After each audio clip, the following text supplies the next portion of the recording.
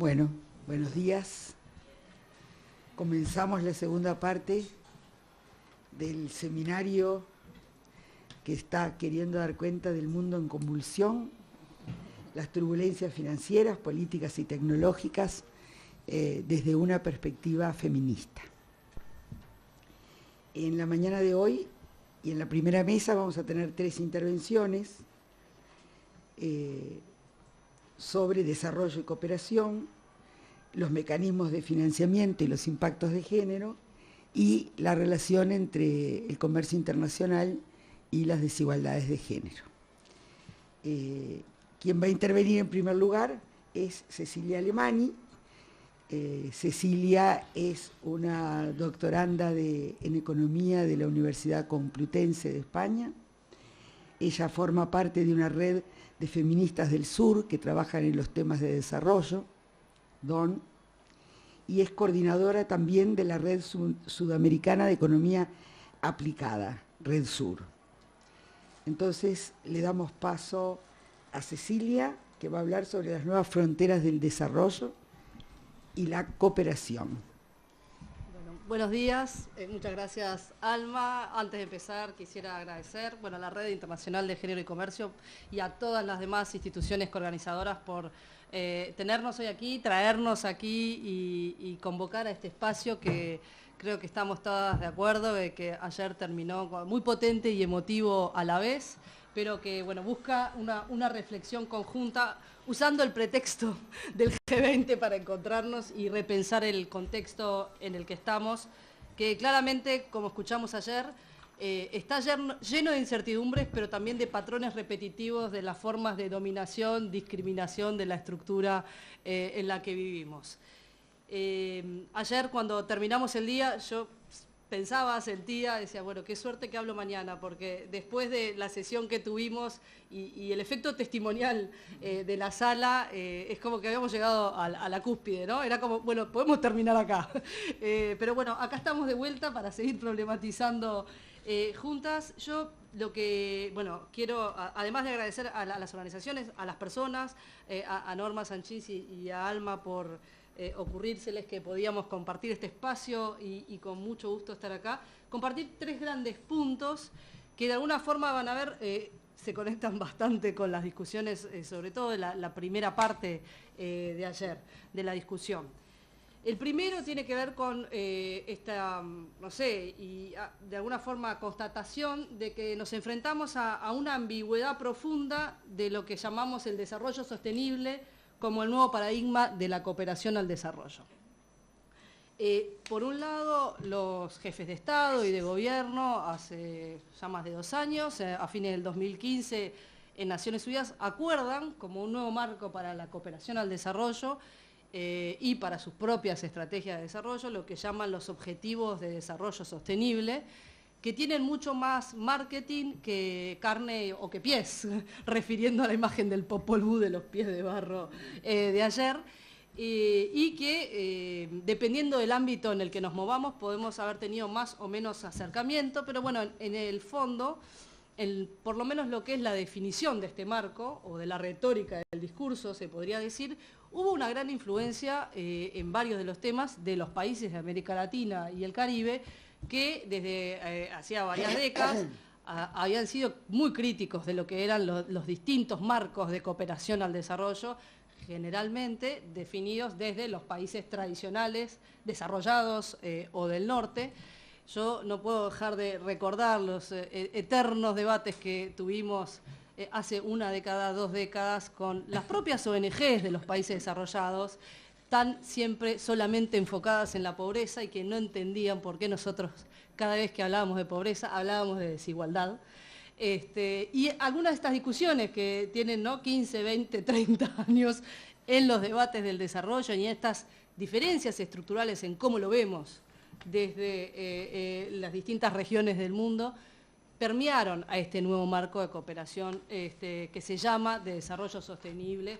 ¿Por qué? Porque incorpora la desigualdad, porque incorpora conceptos, si se quiere de alguna manera, más potentes que los del pasado, como el trabajo decente, la propia igualdad de género está definida de forma muy suave, si se quiere, ¿no? Muy leve en los propios objetivos de desarrollo sostenible, pero bueno, es un poco menos mala que la definición anterior que tenía el sistema internacional. El concepto de trabajo decente y bueno, y muy fuerte lo que aparece en este nuevo marco es el desarrollo sostenible. Mariama ayer hablaba de esta contradicción entre que busca la sostenibilidad de la producción y, digamos, de la vida social, pero que a la vez, entre los objetivos, aparece el tema de mantener el crecimiento, ¿no? Esta contradicción intrínseca entre crecimiento, qué forma de crecimiento y sostenibilidad está allí. Ahora bien, las reglas de la cooperación al desarrollo, digamos, desde el fin de la Segunda Guerra Mundial, con todos esos arreglos institucionales que desde el movimiento criticamos como, bueno, formas de estructuras de dominación, ¿no? Todo el paquete que llamamos de Bretton Woods, que fue cómo arreglaron la gestión del sistema internacional, que desde hace también un par de décadas venimos diciendo, ¿no? Ya está en crisis, ya colapsó, sin embargo sigue teniendo el poder relativo de condicionar las políticas de ajuste de nuestros países. Más aún, en este sentido, yo creo que esta es una de las agendas principales del G20, cómo los miembros del G20 estructuran a través de sus distintos comités de expertos de gobernanza internacional la reforma que ellos quieren de las instituciones financieras internacionales, y ahí creo que en la letra fina, buena parte de los acuerdos que salen del G20 tienen mucho más que ver con cómo ellos reestructuran el rol de las instituciones financieras internacionales y bypassean o disminuyen el posible rol que Naciones Unidas, como un foro con sus críticas y cooptaciones que vimos ayer, tiene mayor representación, o por lo menos aspira a la representación universal, y están colocando toda la agenda de desarrollo en las instituciones financieras y los nuevos arreglos que se están negociando estos días acá en el G20. Ahora, sin embargo, con este nuevo marco, todas las instituciones de la cooperación, sean las financieras o sean las del sistema de desarrollo en Naciones Unidas, tienen que salir de esta definición histórica de que la cooperación al desarrollo solo era para reducir la pobreza. Y entonces, si es para el desarrollo sostenible, ya no es solo pobreza. Sin embargo, las reglas del juego de cómo se define el financiamiento, es decir, a dónde va la plata y a quién va, siguen siendo las de la estructura mental de reducir la pobreza, de alguna forma neocolonialista, donde ya sabemos que las prioridades de los principales financiadores son, ¿no?, sus zonas de influencia o las zonas de tapón. Claramente esto lo podemos ver en el caso de la Unión Europea, ¿no?, la zona de tapón como una estrategia de paliación de los propios efectos de su política internacional, comercial y demás. Ahora bien, ya no es para la pobreza la cooperación al desarrollo, el marco es otro, pero los medios de implementación de esta agenda del desarrollo sostenible están siendo de alguna forma muy condicionados por el dinero, por el financiamiento. Cuando ahora la comunidad internacional se puso a ver, bueno, ¿cómo hacemos esto? Si es que hubiera voluntad real de combinar los acuerdos de París con los objetivos de desarrollo sostenible y las metas de alguna forma más sociales y menos reduccionistas de las décadas pasadas, en el fondo cuando vamos a cualquier debate o reunión de este tipo, todo el mundo lo que termina haciendo es, en vez de hablar de cómo tener políticas más integrales, menos contradictorias o cómo reducir los problemas de desigualdad estructural del sistema internacional, terminaban hablando de cómo atraer más plata, de cómo mover más dinero. O sea, el debate de fondo ahora de cómo implementar esto, hablan de que, bueno, ahora para financiar los objetivos de desarrollo sostenible hay que pasar de billions, que si no traduzco mal son miles de millones, a trillions, que me tienen que ayudar a traducirlo, y... ¿Trillones decimos? Sí. Gracias. Lo triste de esto es que en todos los debates que creíamos, ahora sí son de desarrollo, ahora sí son de sostenibilidad, y podemos hablar de desigualdad en sentido amplio, no solo de género, no solo adentro de los países y no solo entre países, terminamos hablando al fin y al cabo de cómo movilizar más recursos, porque esa es la prioridad, no solo de los gobiernos de los países desarrollados, sino también de los gobiernos de los países en desarrollo. Y esto nos lleva al segundo punto que quiero hacer, que cuando estamos digamos, en este proceso, yo hoy lo estoy mostrando desde la cooperación, pero ayer aparecía desde el comercio, desde el cambio climático, desde las distintas agendas de negociación internacional. En el fondo, el segundo punto que quiero hacer es, estamos presenciando la privatización de la cooperación al desarrollo. Ayer hablaban, ¿no?, de la cooptación de Naciones Unidas, bueno, pero acá yo creo que es todavía más amplio, y en este sentido creo que Naciones Unidas, comparado con los otros actores del financiamiento del desarrollo internacional, todavía tiene espacios políticamente mucho más relevantes para los países del sur. Todos están privatizando la cooperación al desarrollo. O sea, no solo presenciamos un movimiento fuerte, y en América Latina, tristemente, en muchos de nuestros países, donde el bien público se pone al servicio del interés privado, sino que además algunas áreas como la cooperación al desarrollo, que por lo menos idealmente no tenían que tener fines de lucro, se empiezan a poner a trabajar no solo para ser financiadas por el sector privado, sino más aún para que los recursos públicos de la cooperación al desarrollo terminen yendo o siendo implementados por el sector privado del país que los pone. Tenemos largos casos que poner de este tipo. O sea, no solo estamos hablando de la cooperación condicionada, que esto existe hace mucho, sino de nuevos instrumentos de apoyo al sector privado que se hace con la plata de la cooperación, que en principio tendría que ir para el sentido del bien público, no los bienes públicos, sino el bien público, el objetivo común. Todos están en esto. Nuestros gobiernos, los desarrollados, los en vías de desarrollo, las instituciones financieras internacionales y gran parte de Naciones Unidas también, porque en la medida que Estados Unidos y otros sacan fondos de financiamiento de Naciones Unidas, la única forma de mantener la estructura, no estoy diciendo que esto lo justifica, pero es el discurso interno, es atraer también al sector privado, no solo en la implementación de los Objetivos del Desarrollo Sostenible, sino en el propio financiamiento de las operaciones de las agencias de cooperación en nuestros países. En América Latina, las agencias de cooperación de Naciones Unidas no tienen casi recursos para existir y estar, y generalmente son cofinanciadas por nuestros gobiernos, y ahora cada vez más están apelando a ser cofinanciadas por el sector privado local o internacional vía las transnacionales, o la transnacional filial en nuestro país. Cada vez más vemos iniciativas de las distintas agencias de Naciones Unidas que van en esta línea. Entonces, no es una cooptación del discurso solamente, que también la hay. Cuando miramos los documentos de los expertos del G20, como decían ayer, hablan de la sociedad inclusiva, igualitaria, un sistema financiero internacional equitativo, o sea, todo lo que nosotros veníamos diciendo, ¿no?, desde el movimiento en todos lados, pero cuando vemos los medios, en el fondo es la financiarización de la economía y esta cuestión que yo llamo, bueno, de la privatización de lo público en un sentido más amplio que vender la joya de la abuela que ya conocemos acá. En el fondo, el crecimiento y el fomento, digamos, del sector privado, donde las transnacionales y las grandes fundaciones juegan un rol fuerte, sigue estando al centro de la toma de decisiones en este discurso.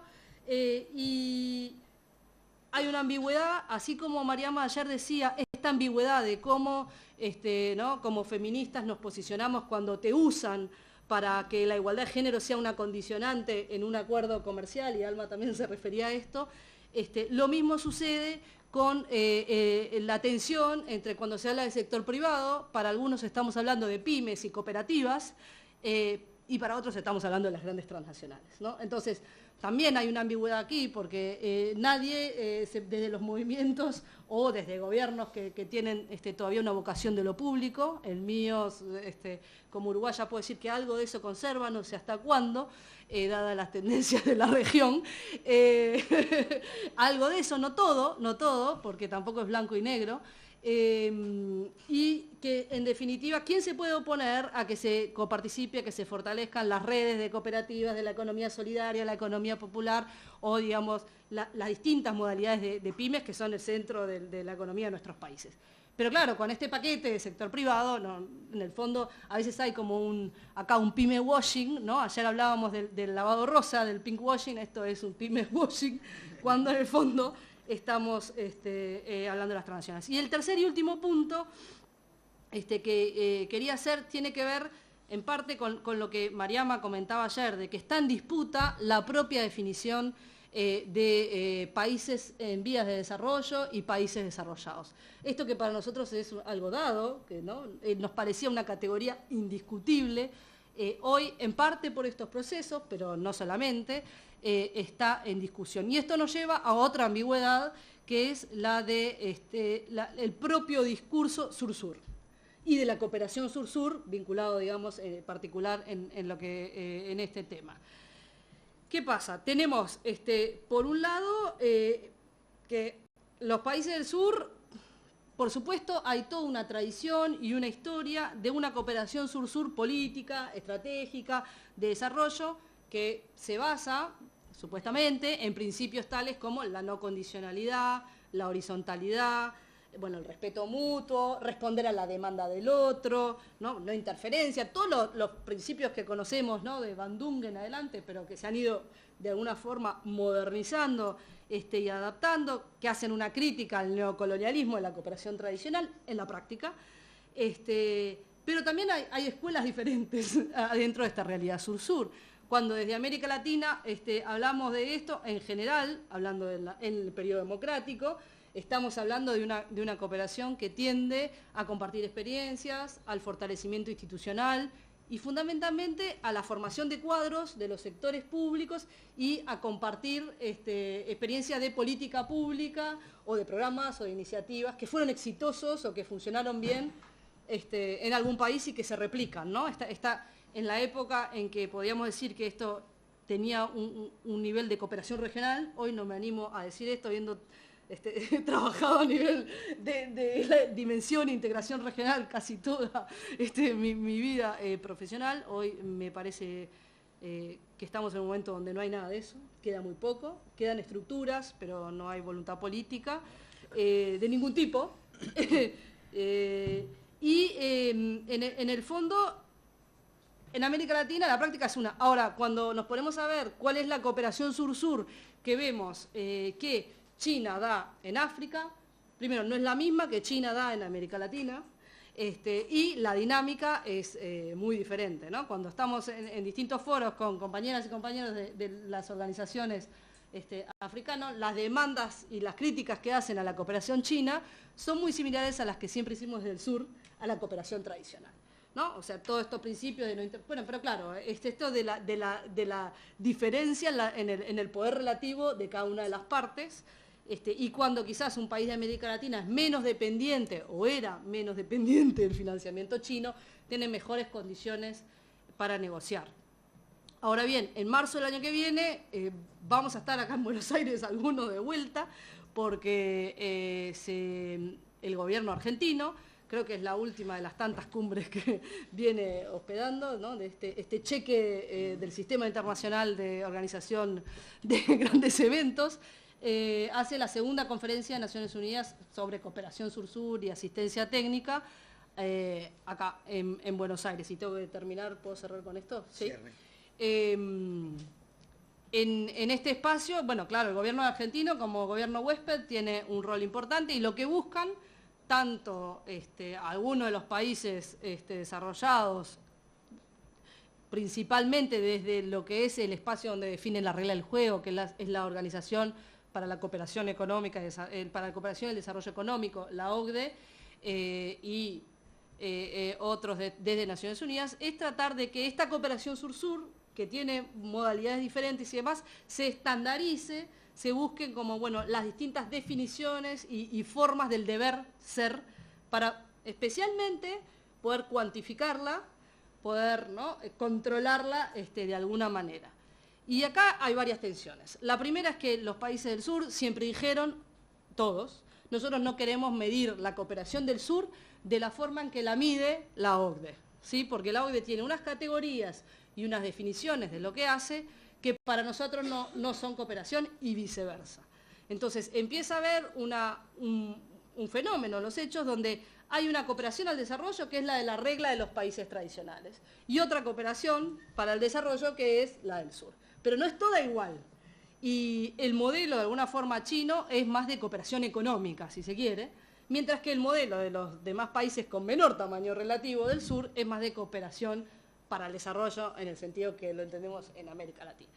¿Hay riesgos en marzo? Bueno, puede no pasar nada, puede ser otra conferencia más donde no pase mucha cosa, pero también puede ser que se acuerden algunas definiciones mínimas de qué es cooperación técnica sur-sur, qué es la cooperación sur-sur, cómo se mide y cómo se monitorea, se evalúa, que es siempre la preocupación tecnocrática, que en algún lugar podemos encontrarnos, que es saber qué impacto tiene en la gente, qué impacto tienen las mujeres, ¿no? A dónde va esa plata y para qué se usa, y de transparencia, pero que en otros sabemos que tiene una gran vocación de, bueno, hacemos la grilla de cómo se miden los problemas en metodología OCDE o Banco Mundial, para después tener la matriz de cómo definimos los problemas y qué soluciones encontramos a esos. Y por último, acá tenemos a la vez un proceso en el cual, por las viejas reglas del juego de la cooperación al desarrollo, que siguen vigentes, definidas por 30 países desarrollados que están en el Comité de Ayuda al Desarrollo en la OCDE, en enero de este año se graduó a 3 países. Graduó, ahora explico qué es, a Chile, Seychelles y Uruguay, porque con las reglas históricas se supone que porque llegaron a un nivel de Producto Bruto Interno per cápita de arriba de $12.000, que los hace que ya no pueden ser más receptores de ningún tipo de cooperación al desarrollo. Definido, digamos, esto desde la OCDE. Yo estuve trabajando estos últimos años con el gobierno de Chile, con el gobierno de Uruguay, para de alguna manera venir con una discusión propia a esto y no ser tomadores de decisiones de estos órganos que todos cuestionamos por su falta de legitimidad y su falta de coherencia de políticas. Los países, bueno, hay muchas contradicciones acá, no solo la de que desarrollo no es crecimiento, de que per cápita no es la vida real de las personas, que siguen habiendo desigualdades estructurales en nuestros países y brechas de desarrollo de todo tipo pendientes, sino que además la forma de poder llevar esta discusión a otro lugar tiene que ver con no ser más tomadores de las definiciones y las categorías. Si Estados Unidos cuestiona que hablemos de países desarrollados y en vías de desarrollo, porque, como decía Mariama, quieren eludir sus responsabilidades de financiamiento, los compromisos, digamos, que los países tienen a nivel internacional, los más desarrollados, de financiar a los en vías de desarrollo, esto se encuentra de alguna forma consolidado y validado por las reglas del juego de la cooperación al desarrollo que acaban de excluir a los países de la región. Algunos de los países desarrollados entienden esto y entienden que Producto Bruto Per cápita no es desarrollo y que va en el interés de todos no excluir a ningún país del sistema de cooperación internacional. Pero esto es lento y de alguna forma no es una batalla ganada. La categoría que los países de la región, trabajando con la CEPAL y digamos, con otros aliados del sistema, fue decir, bueno, no somos desarrollados, seguimos siendo países en vías de desarrollo, y lo más que podemos aceptar es que estamos en transición al desarrollo sostenible y empezamos a trabajar con esta categoría de países en transición, como una forma de poder seguir discutiendo estos temas del acceso al financiamiento público para el bien público, que como les digo, podemos estar viendo las últimas expresiones de eso, porque todo tiende a que cada vez más estas herramientas de cooperación al desarrollo se vuelvan o más cooperación económica, siguiendo digamos, el impulso del modelo chino, o más cooperación al desarrollo para financiar al sector privado de los países desarrollados con los nuevos instrumentos que vienen acordando en el seno de la OCDE para que así sea. Porque esto es lo que entienden que es la única manera de financiar los objetivos de desarrollo sostenible. Entonces, cierro porque me fui de tiempo.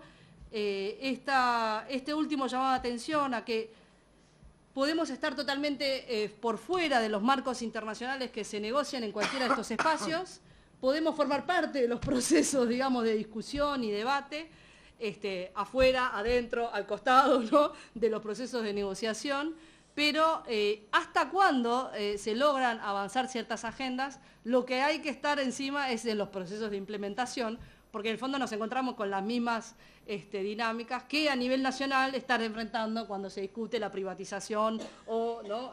Sé que parte de este edificio está en discusión el movimiento cooperativo, o sea, lo que son los bienes, pero también los sistemas públicos en jaque. Así que la cooperación muchas veces se ve como algo lejano, pero creo que estamos encontrando, una vez más, las mismas tendencias en los distintos espacios. Y con esto Muchas gracias. pido perdón por la extensión. Muchas gracias, Cecilia, y aprovecho para mencionar que la página web, el sitio web de la Red de Género y Comercio, que es generoycomercio.net, tenemos una sección que es un observatorio que refiere a los objetivos de desarrollo sostenible. Entonces, vamos poniendo ahí informes, en fin, una serie de cosas, pero a lo mejor también sería interesante que quienes quieran presentar alguna reflexión, algún cuestionamiento, alguna otra perspectiva, nos enviaran y pudiéramos hacer lugar para otras posiciones. Bueno, ahora vamos a tener la participación de Verónica Serafini, de Paraguay. Ella es una economista feminista y miembro de la organización Decidamos. Además integra el proyecto Liderando desde el Sur, que es el que está apoyando y en el marco de todas estas iniciativas.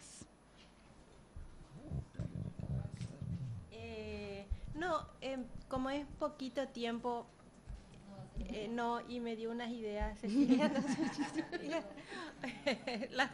son 3 transparencias de las que tenía preparadas. No. Cecilia, planteó 2 preguntas al inicio de su presentación, que es la preocupación siempre que habíamos tenido desde muchos ámbitos de hacia dónde va y a quién va la cooperación o los recursos internacionales. Y yo voy a plantear una tercera pregunta, que es el origen de la presentación que me pidieron que haga, que es de dónde salen esos recursos. Y esa es más que decir de dónde salen, yo lo que voy a hacer es plantear qué preguntas nos tenemos que hacer desde la desigualdad de género para ver cómo esa captación de recursos que tienen los países y la cooperación internacional no contribuye también a la desigualdad en lugar de contribuir, además de no contribuir necesariamente a través de las políticas públicas a romper con este círculo de pobreza y desigualdades. Y cuando hablo de desigualdad no me refiero solamente a la desigualdad económica, sino a las múltiples formas de desigualdad, de género, étnicas, entre regiones, entre países, entre estados y empresas. Y ahí quiero plantear, esquematizar un poco. Básicamente hoy estamos discutiendo y están todas esas formas, esas modalidades de financiamiento también como indicadores de ODS. Algunos bien puestos, como en el caso de un ODS que lo que busca es lograr equidad tributaria, tanto a nivel internacional como nacional, pero en forma contradictoria también dice aumentar los flujos de capitales para las alianzas público-privadas. Y ahí hay un montón de preguntas que nos tenemos que hacer de cómo la inversión privada no tiene como objetivo la desigualdad. Al contrario, la inversión privada muchas veces se alimenta de las desigualdades y les voy a dar 1 o 2 ejemplos.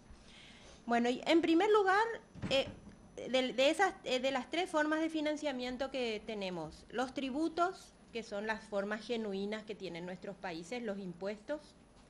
Cuando no alcanzan los impuestos tenemos la deuda. Si uno mira cualquier presupuesto público de nuestros países tiene ingresos, gastos y cuando no alcanza, financiamiento, que es la deuda, el endeudamiento.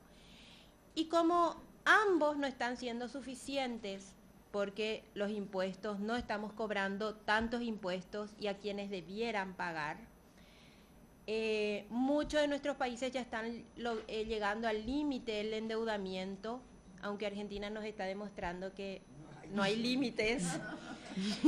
Y ahí tenemos que, desde el tema de género, tenemos que hacernos la pregunta, que es una pregunta muy técnica, pero que tiene que ver con la equidad, que es, ¿qué se entiende por sostenibilidad de la deuda?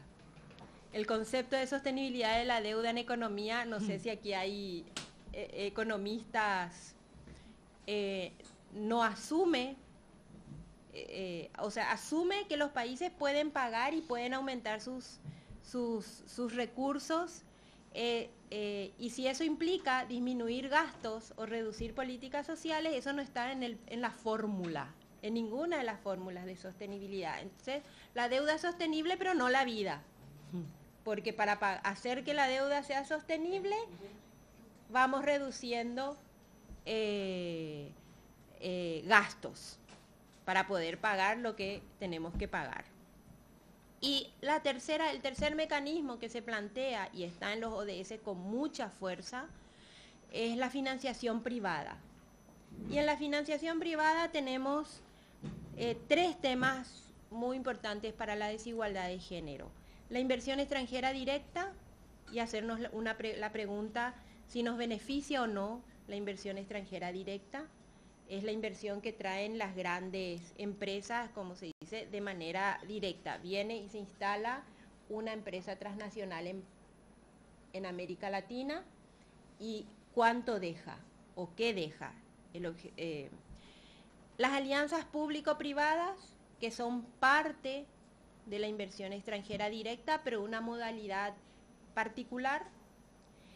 Y otro tema que estamos poniendo en este momento en el debate es el de los flujos ilícitos, que está vinculado a la inversión extranjera directa, pero también a la tributación nacional, porque esos flujos ilícitos son evadidos de nuestros países, no pagan impuestos en nuestros países, por lo tanto después nuestros países tienen que aumentar los impuestos a los nacionales.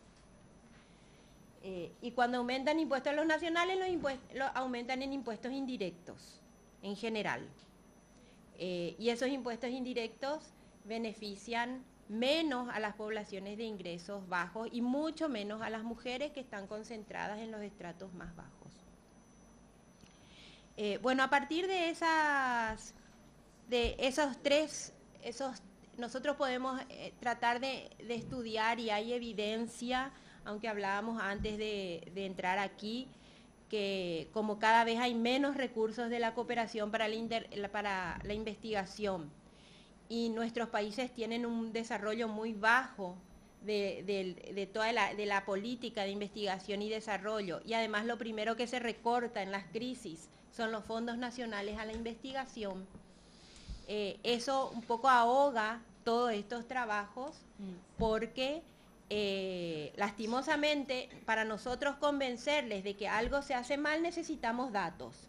Pero ellos nos venden el discurso muy fácil de que la inversión extranjera directa es buena, de que las APP son buenas, y de que los tributos altos, a los niveles económicos altos, desincentivan la producción y van a generar toda una crisis en las economías. Todo eso tiene investigaciones en contra, pero no se dicen. Hay una opacidad en los argumentos racionales. Y nosotros sí tenemos que producir información casi a pulmón, y además difundirla y meterla en todos estos debates internacionales, diciendo: paren, eso que ustedes dicen no es tan así, están estos datos. Cuando hablamos, bueno, si vemos esas tres formas de financiamiento, que son los impuestos, la deuda y la financiación privada, en cada uno de esos ámbitos tenemos que hacernos preguntas direccionadas a ver cuál es su impacto en el tema de género. Y no es menor esa pregunta, porque a veces partimos de supuestos que están en la ortodoxia económica y en el debate, y tenemos que desarmarlos. Uno de los temas es que siempre asumimos que las políticas sociales reducen la desigualdad. Y es cierto, si nosotros vemos América Latina, todo de lo que se hizo contribuyó a que las mujeres estuviéramos mejor. Eso no significa que hayamos reducido las brechas, pero digamos que hay indicadores que para la vida de las mujeres ha sido importante, sobre todo para las de menores ingresos. Se redujeron las mortalidades materna-infantil, las mujeres entraron con mejores condiciones al mercado laboral. Eso no significó reducir las brechas de salario, pero digamos que hay más oportunidades para las mujeres. Pero cuando miramos los impuestos, que es cómo se financian esas políticas, los impuestos, así como están estructurados, siendo indirectos, neutralizan esos logros.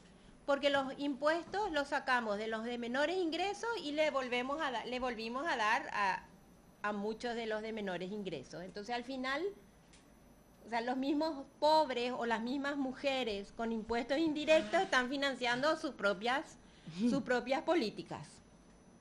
Y ahí aparece la cuestión de los impuestos directos y de la importancia que tienen los impuestos indirectos, y eso está vinculado también, y eso tiene dos vinculaciones a las otras dos formas de...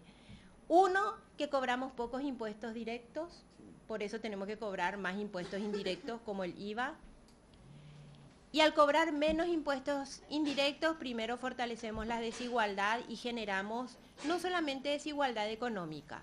Cuando los ricos no pagan o las empresas no pagan, tienen mucho más poder. Esos son los recursos que usan después para comprar todo. Desde parlamentarios hasta captura, licitaciones, hacer tráfico de influencia. Los recursos que no se pagan en impuestos directos y que esos sectores no pagan, los usan y después los usan para financiar investigaciones.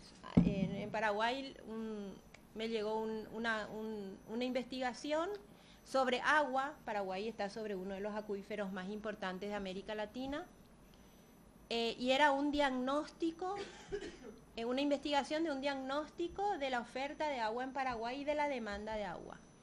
¿Y quién financiaba? Coca-Cola. O sea, la investigación sobre un recurso soberano estaba financiada por un organismo multilateral cuyas empresas están ubicadas en el punto del flujo máximo, en uno de los distritos que está justo por encima del acuífero, donde el acuífero está más superficial. Entonces, prácticamente sacan agua gratis. Y ese es un ejemplo, pero si eso lo sumamos a nivel macro, vamos a encontrarnos con sorpresas muy interesantes sobre quiénes están financiando hoy las investigaciones, que es un tema largo. Los vínculos entre la universidad y las farmacéuticas, por ejemplo, es un tema de larga data, pero hoy llega hasta inclusive cotidianamente nosotros podemos ver eso. O sea, no cobrar tributos implica fortalecer la desigualdad, implica la necesidad de endeudamiento, y ahí voy a las preguntas desde la desigualdad de género. ¿Quién paga la deuda una vez después de que nos endeudamos? ¿Quién sufre los ajustes? Y en quién sufre los ajustes hay muchísimas respuestas investigadas de la crisis de la deuda de los 80s. Porque ese endeudamiento siempre genera, en los 80, aquí hay muchas jovencitas, no se acuerdan, eran políticas de ajuste estructural. Se llamaban políticas de ajuste estructural, ahora le llamamos políticas de austeridad, pero en realidad son lo mismo, es reducir gasto, y ahí la investigación siempre demostró que esa reducción del gasto público se hizo sustentado en el trabajo extra de las mujeres. Cuando reducimos días de internación, la persona que necesita cuidado va a la casa, lo hace una mujer. Cuando limitamos jornadas educativas, cuando cerramos sistemas de cuidado, cuando no subsidiamos alimentos, quienes tienen que cocinar más o hacer más actividades para poder sostener, equilibrar la calidad de vida, las mujeres. Entonces siempre hay un impacto, aunque parezca que la deuda está muy lejos, está demostrado, y lo hemos demostrado desde hace muchos años, que todos estos recortes tienen un peso mayor en las mujeres. Y aquí hay una cuestión conceptual que tenemos que manejarla cuando nos venden el discurso de que la deuda es sostenible. Por eso podemos seguir endeudando. Es sostenible porque en la fórmula hay 2 o 3 fórmulas, no se incorpora solo la capacidad de pago, sin incorporar en la fórmula que para tener esa capacidad de pago hay que reducir gastos. Y en esa reducción de gastos es donde vemos todos estos ajustes en contra de la calidad de vida. Y finalmente, cuando hablamos de financiación privada y hablamos de la inversión extranjera directa, de las alianzas público-privadas y de los flujos ilícitos, estamos hablando de tratar de romper un discurso que está y que nadie lo pone en duda. Cuando nos dicen hay que atraer la inversión extranjera directa, ¿quién pone en duda de que eso sea bueno?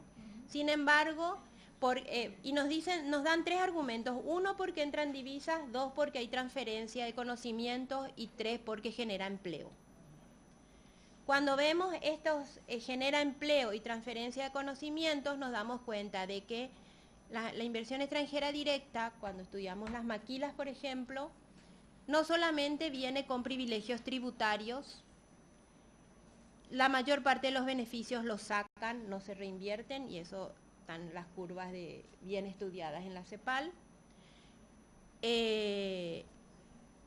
Además de eso, se sostienen, cuando tienen mucho trabajo femenino, sobre la desigualdad salarial y la precariedad del trabajo femenino. O sea, ganan 2 veces, con privilegios tributarios, porque pagan menos impuestos, ganan porque se benefician de la desigualdad de género, porque las mujeres aceptan salarios menores y aceptan peores condiciones, no seguridad social, por ejemplo, trabajos a destajo en la casa, así han sido y siguen siendo muchas de las empresas que vienen bajo la forma de inversión extranjera directa. Y la tercera forma es que sacan esos recursos con maniobras contables, pagando menos impuestos, que es lo que llamamos hoy flujos ilícitos. O sea, reducen sus impuestos 2 veces. Y cuando vemos quiénes son los que emplean más trabajo y de qué viven o dónde están las mujeres trabajando, es en las pequeñas y medianas. Y esas pequeñas y medianas no tienen ni privilegios tributarios, ni tampoco sacan sus beneficios afuera sin pagar impuestos.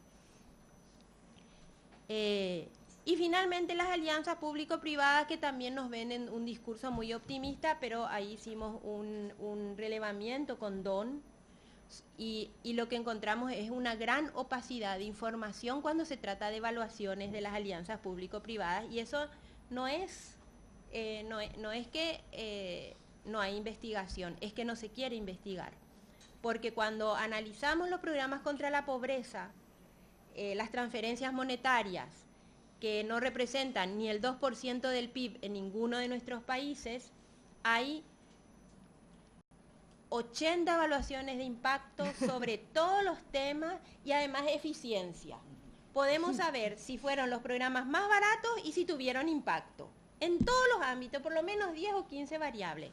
Pero cuando queremos saber si las APP tienen impacto y cuál es su costo, no sabemos al final ni cuál es su costo, porque está escondido contablemente, y de eso viven las APP, de hacer malos cálculos, y a los 10 años el Estado tiene que poner, entonces al final no es tan privado, porque termina poniendo, a largo plazo termina poniendo los recursos el Estado.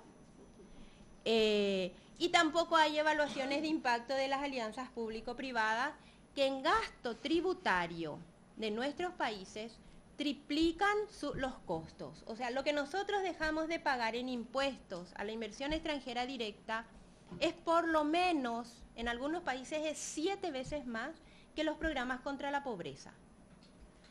Y en Paraguay, por ejemplo, los flujos ilícitos están concentrados en 5 empresas de soja y otras 3. En Perú también. O sea, hay países donde 5, 10 o 15 grandes empresas absorben gran parte de estos problemas. Así que, ya para cerrar, más allá de dar cifras, lo que creo que tenemos que ser mucho más proactivas en todos estos debates, en el sentido de hacernos preguntas que cuestionan el discurso oficial que está en la prensa, está en la mayor parte de la academia, están muchas organizaciones sociales incluso, porque cuando vemos inversión privada, por ejemplo, vemos también a empresas internacionales que generan mucho empleo, como la Coca-Cola, pero no estamos viendo otros efectos, y tampoco estamos viendo otras empresas que no generan nada de empleo y que exportan nuestros recursos y se benefician con privilegios tributarios. Lo mismo con la deuda, estamos volviendo a una tendencia de fuerte endeudamiento que recién está empezando. O sea, esto que estamos viendo hoy es el inicio, y tenemos que estar preparados para enfrentar en el discurso y en los hechos, y también tenemos que estar preparadas para estos conceptos. El 75% de los países de América Latina está como ingreso medio en las estadísticas del Banco Mundial, y ese es el dato que hoy está y el que se usa para direccionar la cooperación externa. Entonces, si seguimos, cuando que el discurso de estos organismos es el desarrollo, entonces hay... y esos son los discursos, o el documento de igualdad de género del Fondo Mundial, del Fondo Monetario, no sé si lo leyeron, hace 2 meses, dice hay que reducir la desigualdad de género, ese es su mensaje principal, pero cuando uno ve cómo entrando al mercado laboral en un modelo de crecimiento que no le beneficia y que además se sostiene sobre la discriminación salarial y la precariedad del trabajo de las mujeres. Entonces, cuidado también con esos grandes títulos y ese acercamiento a nuestro discurso de los organismos internacionales, pero uno cuando lee finamente los documentos se da cuenta de que en realidad no están interesados en las desigualdades, sino en sostener un modelo de crecimiento económico que beneficia fundamentalmente al sector privado.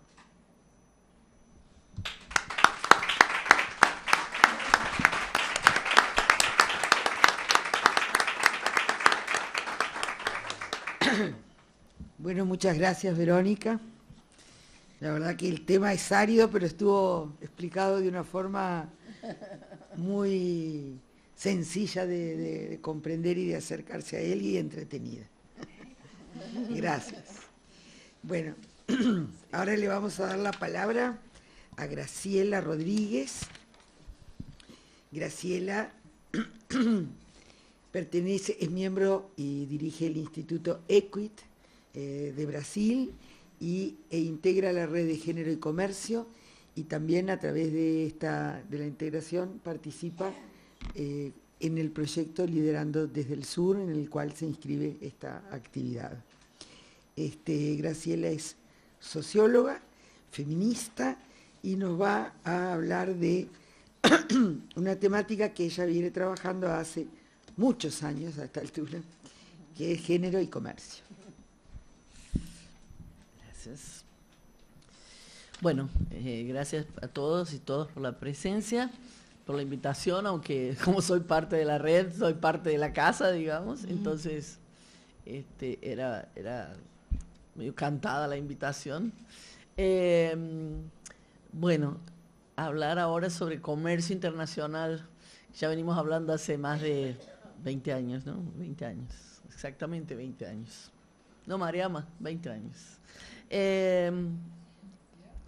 Entonces, yo diría también que como ellas han hecho esta pregunta sobre el desarrollo, ¿no? O sea, cómo el tema que ustedes decían, cómo estos temas de la fiscalidad o de la cooperación han contribuido o no al desarrollo, podemos también preguntarnos hasta qué punto el comercio, solo por tratar de hacer una línea con lo que han hablado ustedes, cómo también el comercio ha actuado sobre el tema del desarrollo y del tema de la desigualdad, etcétera, ¿no?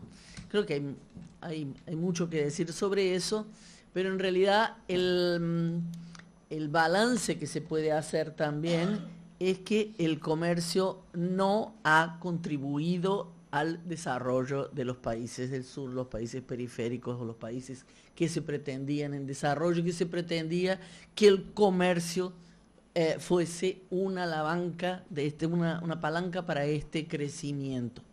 Al contrario, el comercio internacional ha provocado lo que algunos economistas llaman un crecimiento empobrecedor, en muchos casos. En otros casos, lo que sí queda muy claro que el comercio ha generado ganadores y perdedores. Ya esto se decía desde el principio, por lo que es el libre comercio, pero ahora ha quedado muy claro que genera ganadores y que genera perdedores, y eso nos explica un poco el momento político que vivimos ahora, o en cierto sentido, la nueva coyuntura global, ¿no? O sea, nos permite entenderlo un poco porque nos permite entenderlo por los dos lados, por los ganadores y por los perdedores. Entre los ganadores, bueno, lo que sí ha provocado el comercio internacional o ha ayudado a provocar es una brutal concentración de la riqueza en el mundo. Y los principales o las principales ganadoras del comercio internacional, además de ser los países centrales todavía, son las grandes empresas transnacionales.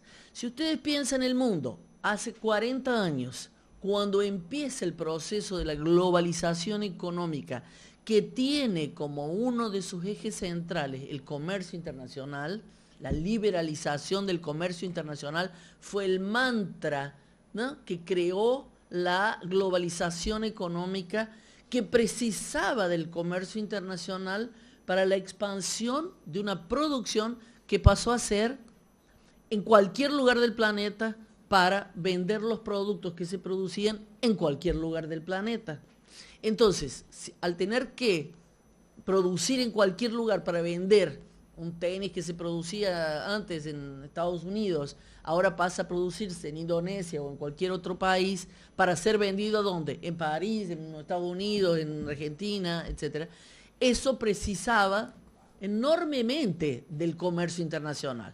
Y por esto el comercio internacional pasa a ser, en la década, finales de la década de 80, 90, esto comienza con el NAFTA, el primer proceso de acuerdo comercial que se firma, el comercio se torna central para el proceso de globalización, ¿no? Y entonces, esta cuestión, este aumento del comercio internacional y de los acuerdos de comercio internacional, piensen que la OMC se crea formalmente en 1995 como necesidad. La arquitectura financiera global ya había sido diseñada después de la Segunda Guerra Mundial, pero la OMC, o sea, el organismo de comercio, no había sido creada por las injunciones de la Guerra Fría, de las problemáticas que se crean después de la Segunda Guerra Mundial.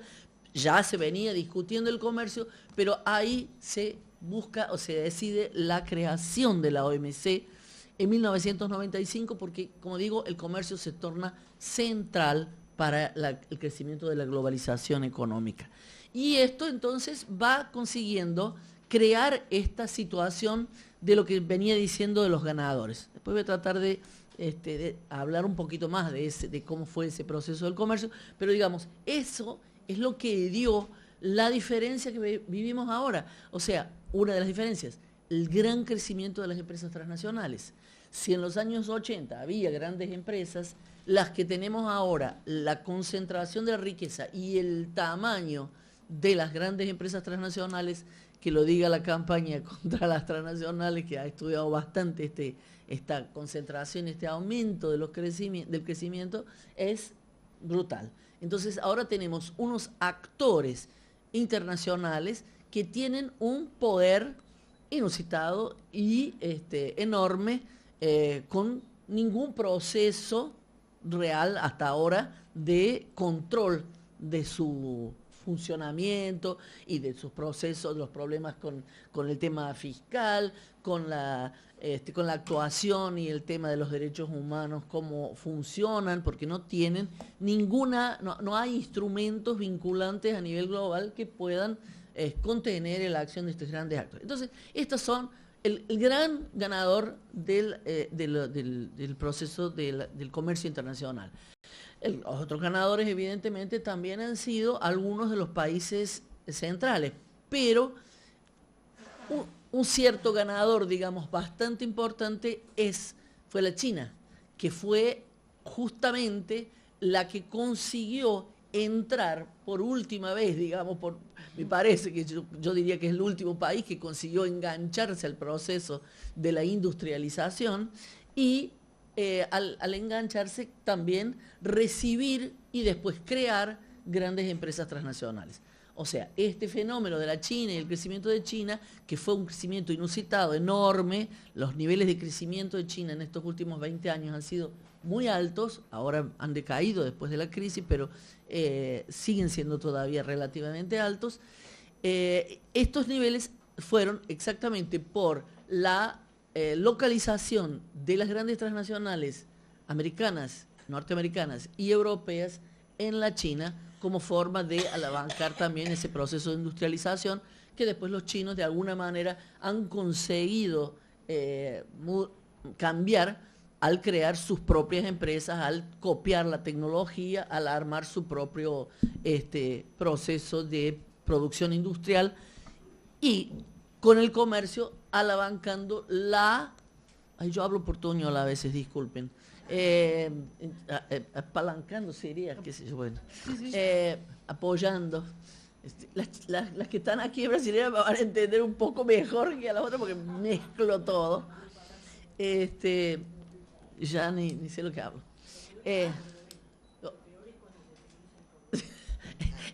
Brasilero cordobés.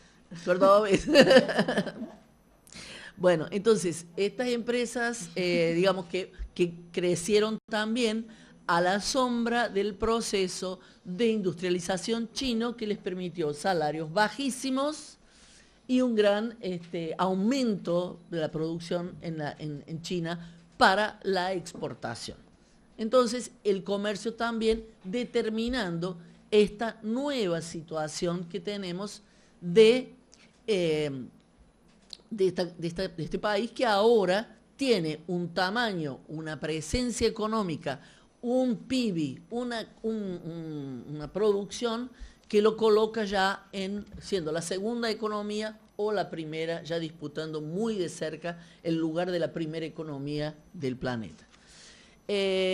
Junto con Estados Unidos, ¿no? Y también esto nos determinando parte de lo que es la actual coyuntura internacional. Entonces, digamos, definiendo un poco esta cuestión de los ganadores. Como me salí del guión que tenía, a lo mejor ustedes me dicen si me olvido de alguna cosa, pero para trabajar un poco esta idea de los ganadores que produjo si produjo o no desarrollo el comercio internacional, si produjo un combate, la superación de la pobreza y las desigualdades, que ya quedaron pequeñas como definiciones, ya el tema de la pobreza y la desigualdad ya no son suficientes para hablar de lo que pasa en nuestros países y en nuestras regiones. Creo que tenemos que ya comenzar a pensar en otra terminología que hable mejor de lo que está pasando, que es para allá, más adelante de la pobreza y la desigualdad. Creo que tenemos que crear hasta nuevas formas de expresar lo que nos está sucediendo. Bueno, pero digamos, entre los ganadores. Y entre los perdedores, también los perdedores nos explican parte de lo que está pasando. Porque los perdedores han sido muchos de los que actualmente, y se ha expresado así en el caso de la elección, sobre todo de Trump, del Brexit y de ciertos avances en los países europeos, inclusive, de las derechas nacionalistas, de un tipo de electorado que ha perdido concretamente. En Estados Unidos, pérdidas de empleos muy fuertes por la deslocalización de las empresas que fueron hacia la China y en Europa un poco también. Entonces, estos perdedores son los que ahora, y esto ha sido bastante discutido, son los que votaron a Trump, fueron los que votaron el Brexit, ¿no? O sea, hay un cierto sector en estos países industrializados que también es perdedor de estas, y por eso muchos de los sindicatos, muchas de las fuerzas sociales organizadas en esos países, desde que se firma el NAFTA y el ALCA, cuando se estaba firmando el ALCA, ya hacían alianza con los sectores del sur. Nosotros cuando construimos la lucha contra el ALCA, la lucha con la construcción de la Alianza Social Continental que se arma para sostener el ALCA, ya en esa lucha estaban incorporados los trabajadores de Estados Unidos, de Canadá y claro los de México, que fueron los primeros que nos llamaron la atención de lo que estaba pasando, ¿no? Pero ahí se arma todo un proceso de alianzas de sectores sindicalistas y otros. ¿Me vas a cartar el tiempo ya? No. Falta un minuto para que te dé 5. No llegué ni a la primera parte. Bueno, yo soy un horror.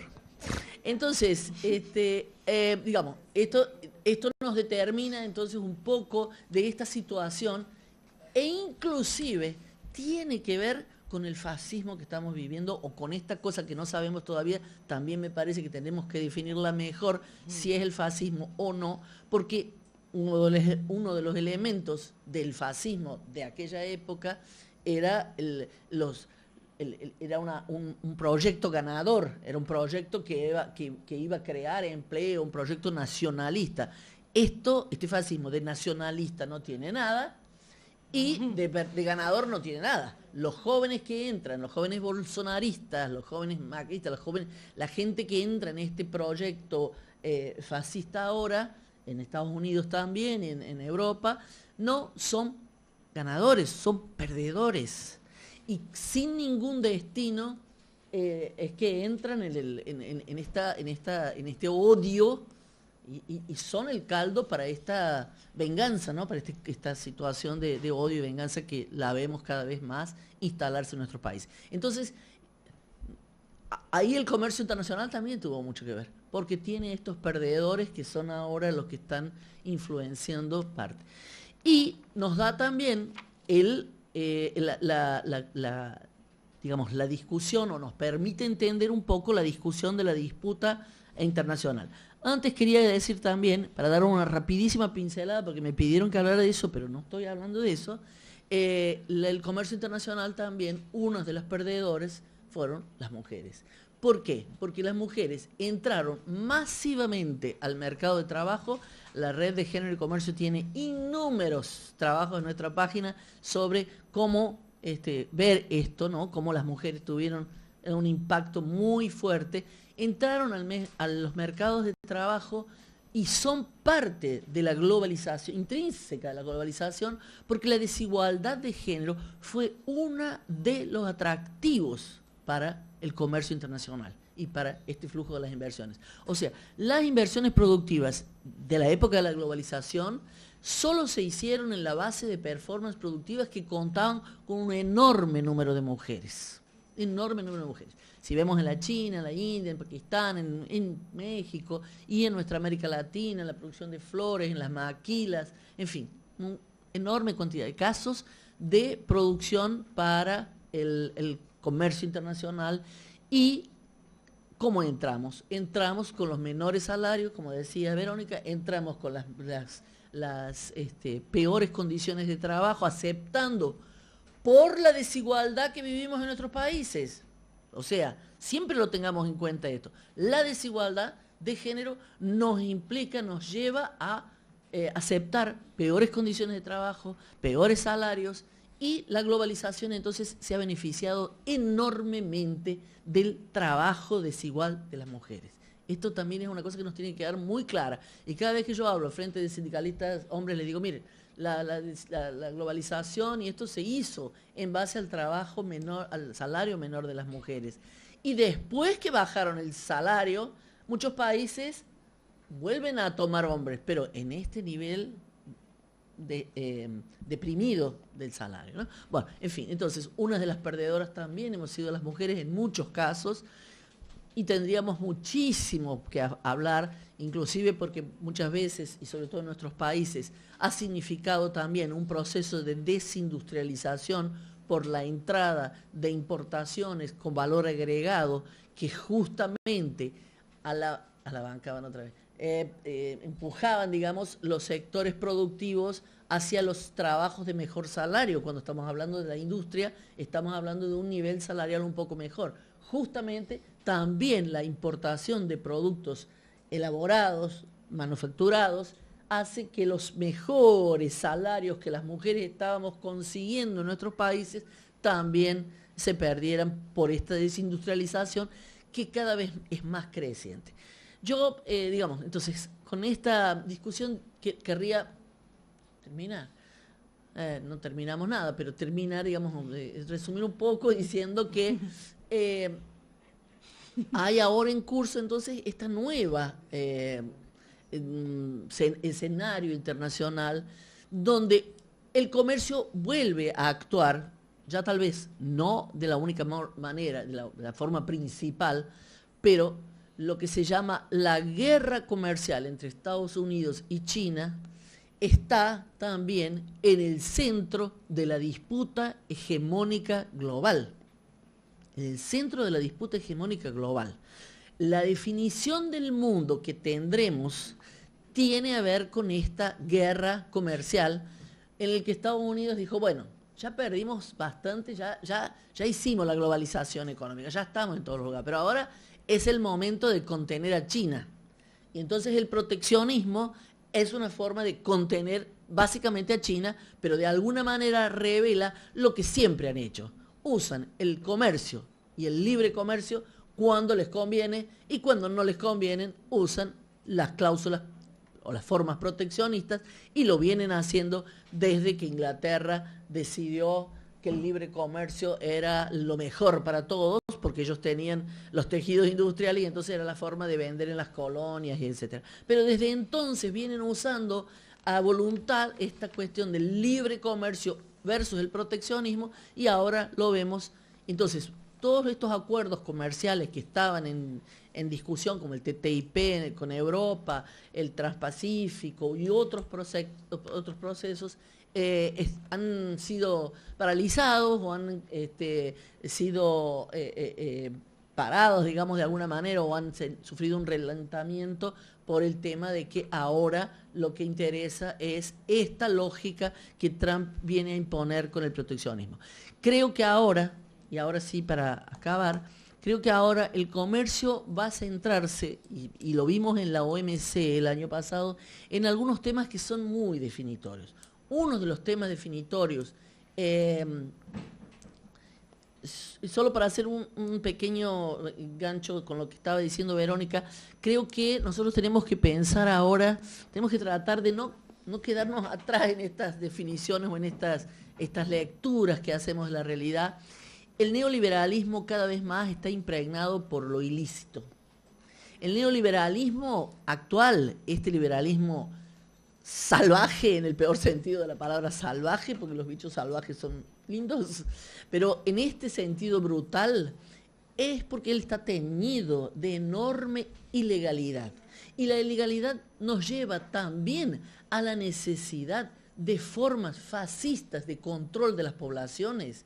Y eso en el caso de Brasil se ve bastante claramente, porque la necesidad de obediencia, de control de las poblaciones, que cada vez están más, digamos, las nuevas formas productivas, las nuevas formas que tiene el trabajo, han quebrado, han fragmentado, han roto los tejidos sociales, los territorios, cada vez más estas ilegalidades, tomando cuenta de los territorios, y este neoliberalismo de la ilegalidad entonces precisa de formas de control y yo creo, lo que les decía antes, lo que estaba cerrando, que ahora el comercio internacional tendrá temas muy importantes, pero tal vez los dos temas principales que va a continuar trabajando son, y lo mencionaba también Verónica, el tema de la propiedad intelectual, que no es, y lo decía ayer Mariama, que no es un caso de libre comercio, es al contrario, es un tema de protección de las empresas